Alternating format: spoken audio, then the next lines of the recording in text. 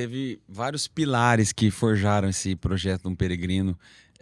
O compor para Cristo, para Deus, assim, é um desses grandes pilares, porque eu vinha numa linha de produção de composição no sertanejo de anos já, Sim, e querendo ou não, cara, você acaba entrando num piloto automático, por mais que eu e o Luan, né, que sempre foi meu parceiro principal de composição, a gente já tivesse uma linha romântica, mais chata, por assim dizer, né? Mais críticos, acaba que você entra na linha de produção, cara. sim. Principalmente quando você vai pra Goiânia, você vai pra São Paulo, você junto com os grupos. Então, tem inspiração, tem dom, tem talento envolvido ali, mas fica naquela linha fabrical.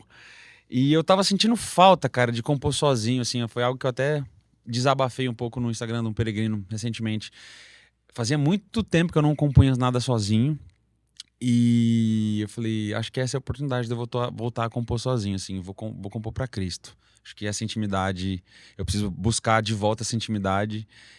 E a composição foi uma das primeiras sementes ali, cara, no meu coração. Eu tinha acabado de fazer meu primeiro acampamento, tinha acabado de dar uma chance pra minha fé novamente, né? Sim. Eu quis resgatar isso. Minha esposa estava grávida e eu falei, vou fazer o acampamento. E voltando do acampamento, eu falei, eu preciso fazer uma música porque eu vivi lá. E aí foi isso, cara. Acho que foi a primeira sementinha, assim, em maio, abril de 2024, eu compus Abracei Jesus, que foi uma música que eu gravei Sim, nesse sim, primeiro sim. projeto. E eu me apaixonei em compor isso. Eu tinha algumas músicas lá atrás, coisa de 8, 7 anos atrás, que eu até escrevi com o Luan, escrevia sozinho também, mas nunca tive esse hábito, vou sentar e escrever pra Deus essa semana. Não, era muito esporádico. Mas quando eu fiz Abracei Jesus, falei, opa, gostei dessa sensação, quero fazer mais.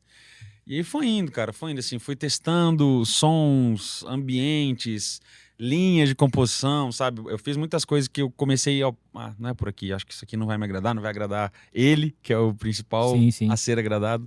Mas foi isso, cara, foi essa saudade de compor sozinho que eu tava e de me conectar com Jesus.